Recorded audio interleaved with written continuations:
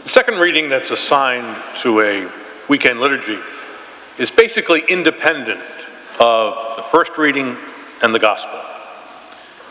It exposes us to a different part of the scripture and usually continues for several weeks.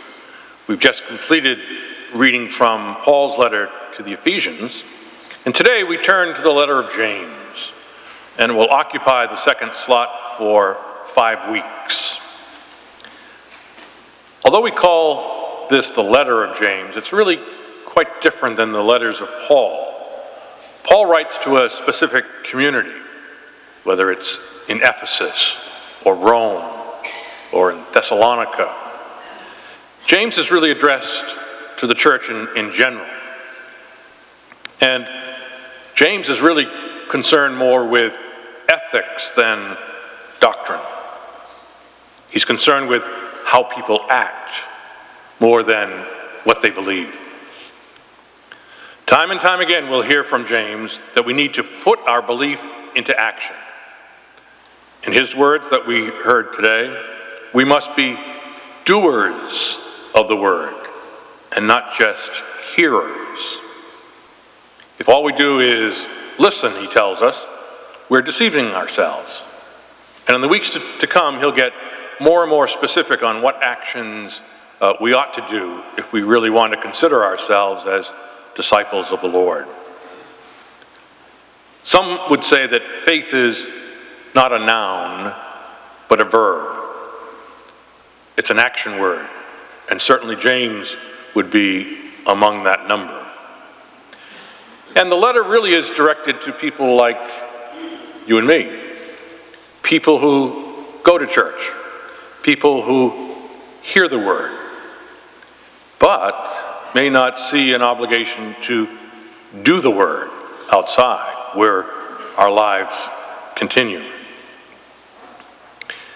Having begun our reading from James, we need to be conscious in a special way over the next several weeks to see how we are called to live out our Christianity. Every person, every situation is a chance for you and me to put our Christianity into practice. We need to see that every person is created and loved by God.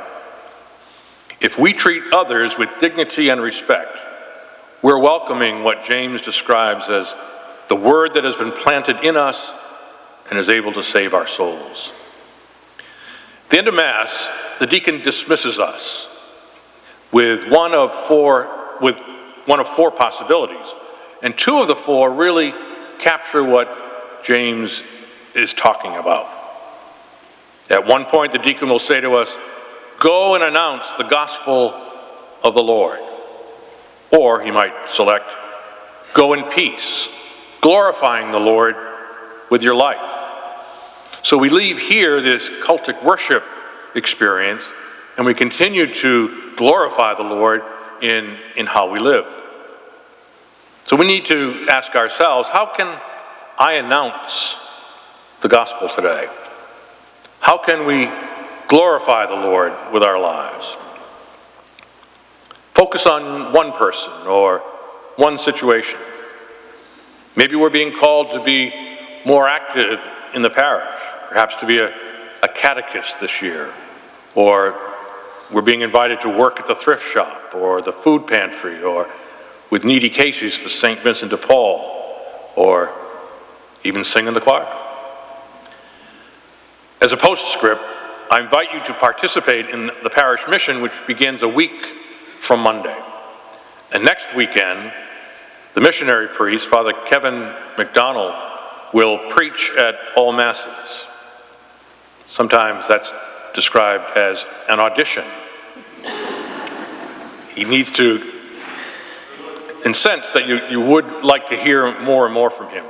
You should have received information in the mail, and there's some other flyers at the doors, as well as information in the bulletin regarding times for the mission.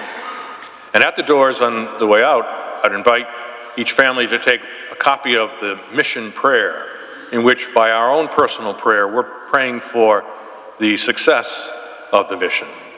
It really is an invitation to begin again, and not simply as hearers of the word, but doers as well.